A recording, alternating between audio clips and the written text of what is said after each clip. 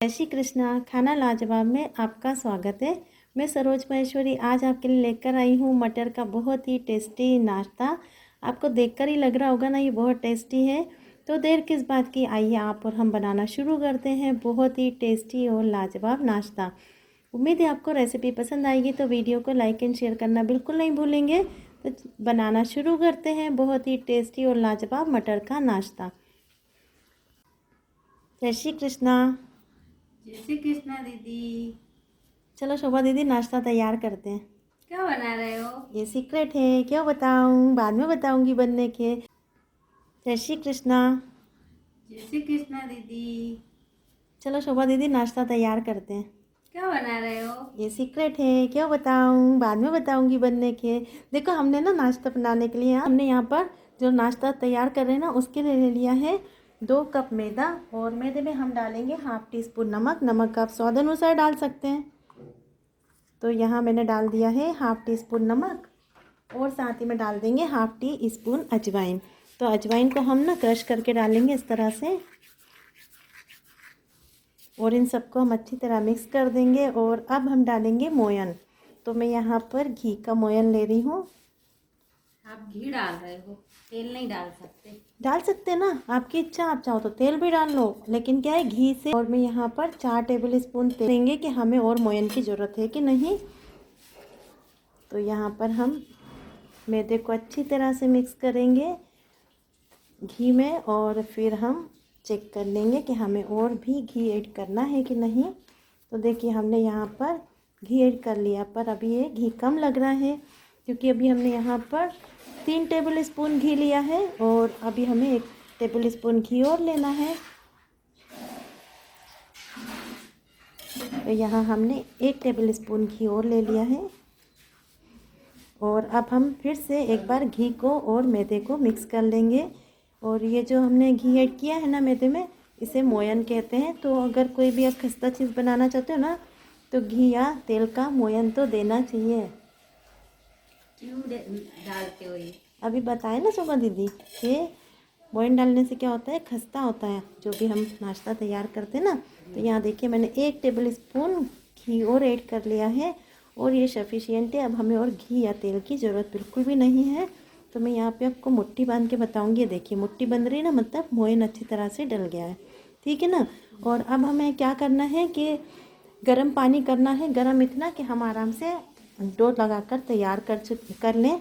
क्योंकि ना ये जो घी डाला है ना हमने, और सर्दियों का सीज़न है तो घी जम जाता है ना। तो शोभा दीदी, यहाँ पर मैंने पानी को गर्म कर लिया है, और जैसा आपको बताया कि हमें इतना ही गर्म पानी करना है कि हम डो लगाकर तैयार कर सकें। क्योंकि अगर तेज़ गर्म पानी होगा तो डो बनाने में दिक्कत आएगी। तो यहाँ हम थोड़ा थोड़ा पानी डालते जाएंगे और एक मीडियम डो तैयार करेंगे। तो शोभा दीदी देखिए, हमने एक मीडियम डो बनाकर तैयार कर लिया है। बढ़िया सा डो बनकर तैयार हो गया है, और इसे हम छोड़ते हैं रेस्ट पर। क्या बना रहे हो तो बताओ। अरे बताऊंगी, अभी रुको ना। देखो, अब हमने डो बनाकर तैयार कर दिया, और इसे हम रेस्ट पे छोड़ते हैं। तो हम ना इसके लिए अब स्टफिंग तैयार करते हैं, ठीक है। तो शोभा दीदी, हमने कढ़ाई में ले लिया है 3 टेबल स्पून ऑयल, और ऑयल गर्म हो चुका है। तो अब इसमें हम डाल देंगे ½ टी स्पून जीरा, ½ टी स्पून राई, और इन्हें हम चटकने देंगे। साथ ही में हम डालेंगे हरी मिर्च और अदरक, और ½ टी स्पून सौंफ, और ½ टी स्पून साबुत धनिया, जिन्हें हमने दरदरा पीस लिया है।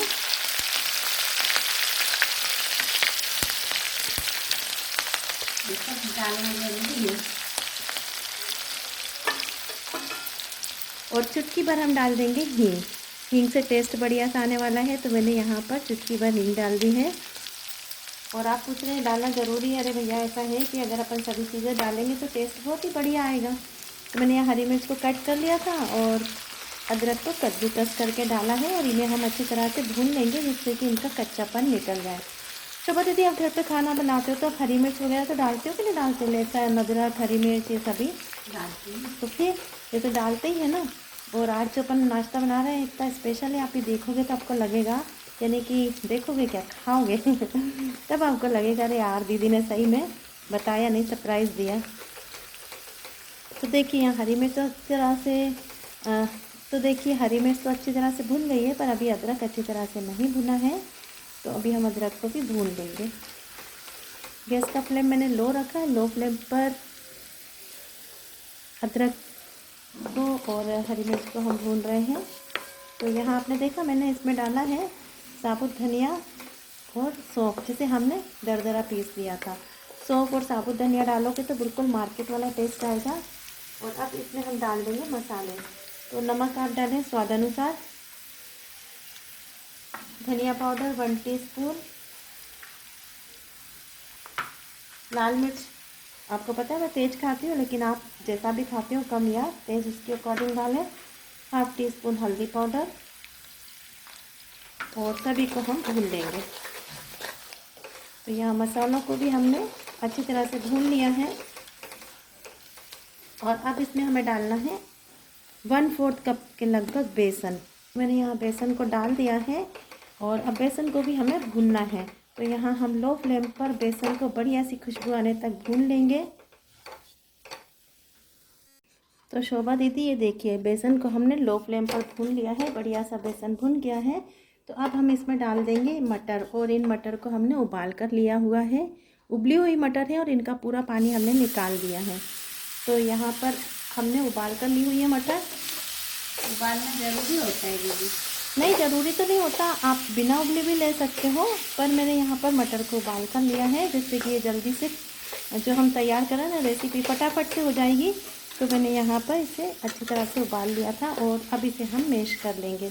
और जो मटर का पानी है ना उसे हमें पूरा सुखाना है। वैसे तो हमने आपने देखा कि हमने मटर का पूरा पानी निकाल दिया था, पर मटर में भी पानी होता है ना, तो हमें उसे पूरी तरह से निकालना है, ठीक है ना। तो अब हम इसका पानी सूखने तक इसे भून लेंगे।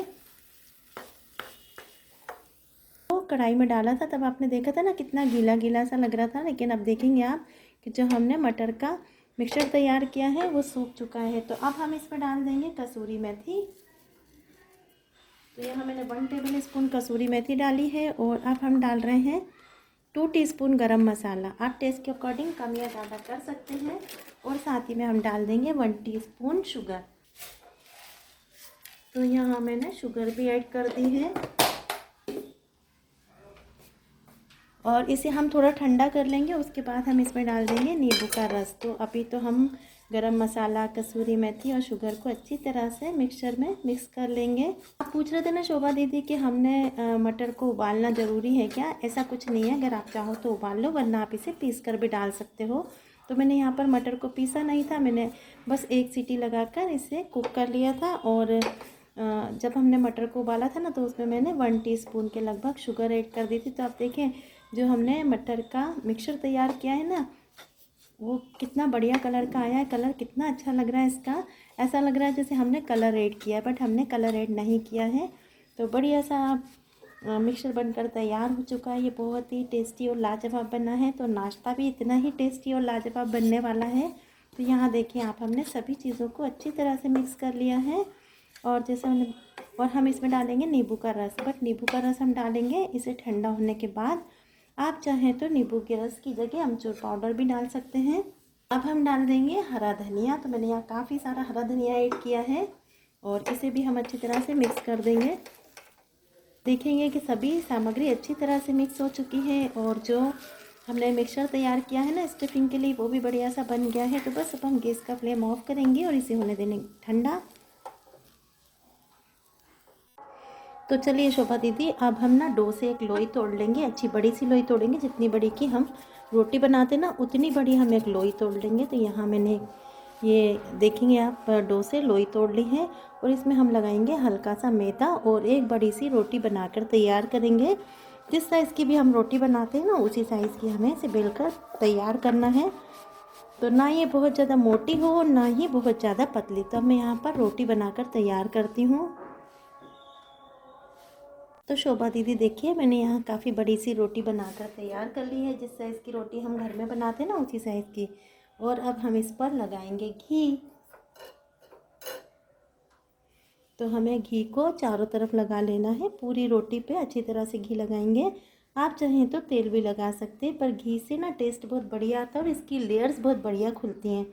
तो यहाँ पर आप देखो घी के बाद हम लगा रहे हैं इस पर मैदा। मैदे से क्या होता है, जो लेयर्स है ना वो और भी अच्छी तरह से खुल जाएंगी। तो यहाँ हमने इस पर मैदा भी लगा दिया है और घी भी, और इसे अब हम इस तरह से बंद कर देंगे दोनों तरफ से। ये देखिए हमने इसे इस तरह से बंद किया है ना। अब एक बार फिर से हमने जहाँ बंद किया है ना उस पार्ट के ऊपर घी लगाएंगे और फिर से एक बार हम लगा देंगे मैदा। तो यहाँ फिर से हमने एक बार मैदा लगा दिया है और इसे हम एक बार फिर से फोल्ड कर देंगे और हल्के हाथ से हमें इसे फोल्ड करना है और हल्के हाथ से इसे हम हल्का सा बेल लेंगे। आप चाहें तो हल्के हाथ से प्रेस कर दें, जैसे कि इस तरह बिल्कुल हल्के हल्के हाथ से, बट यहाँ हम बेलन से इसको थोड़ा सा फैला देंगे। और इसके ऊपर भी हमें फिर से लगाना है घी। तो मैं यहाँ एक बार फिर से लगा रही हूँ घी और साथ ही मैं लगा दूँगी मैदा। ये देखिए है ना, हमने यहाँ पर मैदा भी लगा दिया और घी भी, और इसे अब हम फोल्ड करेंगे इस तरह से।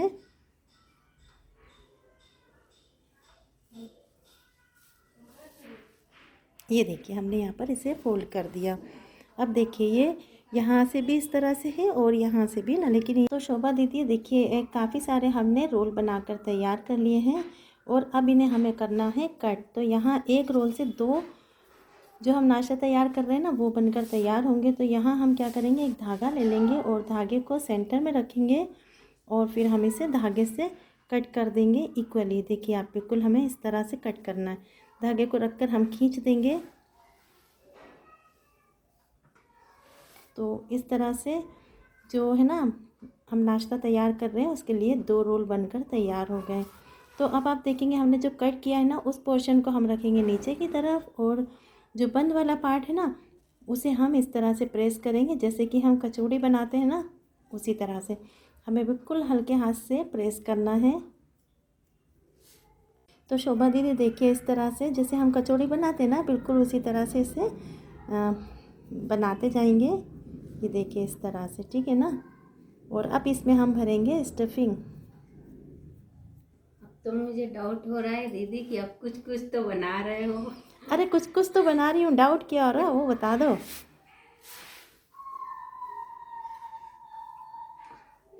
डाउट क्या हो रहा है भैया वो तो बता दो आपको। आप कुछ बना रहे हो? क्या डाउट हो रहा है आपको, मैं क्या बना रही हूँ? कचौड़ी। तो देखिए हमें शोभा दीदी को डाउट हो गया, रियली मैं कचौड़ी ही बना रही हूँ। तो यहाँ हमने स्टफिंग का बना लिया है एक बॉल, और हम ना बॉल जो स्टफिंग वाली बॉल है उसे हम इस तरह से रख देंगे इसमें और हल्के हाथ से इसे अंदर करते जाएंगे। और यहाँ से आप देखेंगे थोड़ा सा और इसे मैं अंगूठे से इस तरह प्रेस करते हुए बढ़ा लूँगी और इसे हम कर देंगे बंद। जिस तरह की हम कचौड़ी को बंद करते हैं ना बिल्कुल उसी तरह से हमें इसे बंद करना है।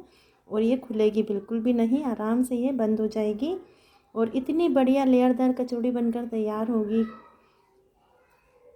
तो यहाँ ये देखिए हमने इसे बंद कर लिया। यहाँ से कुछ भी पार्ट नहीं खुला है, बस हमें यहाँ अब इसे प्रेस करना है। तो मैं यहाँ पर इसे हल्के हाथ से अंगूठे से प्रेस करती जाऊँगी और इसी तरह से हम सभी कचौड़ियाँ बनाकर तैयार कर लेंगे। अब ये सस्पेंस कहाँ रहा, शोभा दीदी को पता चल गया है कि ये कचौड़ियाँ बन रही हैं। तो यहाँ मैंने बता दिया है कि हम बना रहे हैं मटर की बहुत ही टेस्टी लेयरदार कचौड़ी। तो ये देखिए हमने जो कट किया था ना वो वाला पार्ट नीचे रखा है और जो बिना कट वाला था वो ऊपर, और कितनी बढ़िया कचौड़ी बनी है। अभी ये तली नहीं है। तो इसी तरह से हम सभी कचौड़ियाँ तैयार कर लेंगे। तो शोभा दीदी हमने काफ़ी सारी कचौड़ियाँ बनाकर तैयार कर ली हैं और गैस पे हमने तेल गरम होने रखा था ना, तो तेल भी गरम हो चुका है। तो एक एक करके हम कढ़ाई में कचौड़ियाँ छोड़ते जाएंगे। और जो हमने तेल गरम किया है वो मीडियम गरम किया है, बहुत तेज़ तेल गरम नहीं करना है और इन्हें हमें लो फ्लेम पर तलना है। तो अब देखिए मैंने काफ़ी सारी कचौड़ियों को छोड़ दिया है कढ़ाई में और इन्हें अब हम तलने देंगे। तो देखिए शोभा दीदी ये जो कचौड़ियाँ हैं ना ये तैर कर ऊपर आ गई हैं। तो अब इन्हें हम पलट देंगे और आप देखिए इनकी कितनी बढ़िया लेयर्स खुली हैं, बट ये कहीं से भी फूटी नहीं है। तो बस इन्हें हमें हल्के हाथ से पलटना है और इसी तरह हमें इन्हें लो फ्लेम पर तलना है। आप पूछ रहे थे ना कि मैंने स्टफिंग में नींबू का रस डाला कि नहीं, डाल दिया था शोभा दीदी मैंने स्टफिंग में नींबू, हाँ डाल दिया था नींबू का रस। आप चाहो तो अमचूर पाउडर भी डाल सकते हो। आप ज़रा फ़ोन सुनने गए थे ना, तब उस टाइम मैंने नींबू का रस डाल दिया था। देख रहे हो शोभा दीदी कैसी लेयरदार कचौड़ी बन रही है, बहुत ही बढ़िया सी। हम लाइट ब्राउन होने तक तलेंगे। आप देख पा रहे होंगे कचौड़ी की लेयर्स कितनी बढ़िया दिख रही हैं और ये कहीं से नहीं फूटी है, बहुत ही बढ़िया कचौड़ी बनकर तैयार हो रही है। तो यहाँ मैं आपको एक बार फिर से बता दूंगी कि ये जो हमने कचौड़ियों के लिए एक रोल तैयार किया था, उसे कट किया था, और ये वाला पार्ट है ना कटिंग वाला है और ये बिना कटिंग वाला। तो जो बिना कटिंग वाला पार्ट है ना, उसे हम ऐसे हथेलियों के ऊपर रखेंगे और इस तरह से प्रेस करेंगे हल्के हाथ से।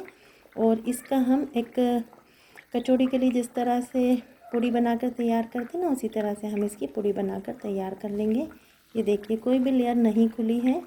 तो इसी तरह से हम इसका एक पूड़ी बनाकर तैयार करेंगे, जिसमें कि हम कचौड़ी का मसाला भरते हैं। तो यहाँ हम इसे इस तरह से घुमाते हुए, और देखेंगे आप ये बन गई है। तो ये देखिए हमने इसको एक छोटी सी पूड़ी की तरह बनाया था और इसमें हम स्टफिंग को भर देंगे और इसे हम अंदर करते जाएंगे इस तरह से, और इसे फिर हम बंद कर देंगे।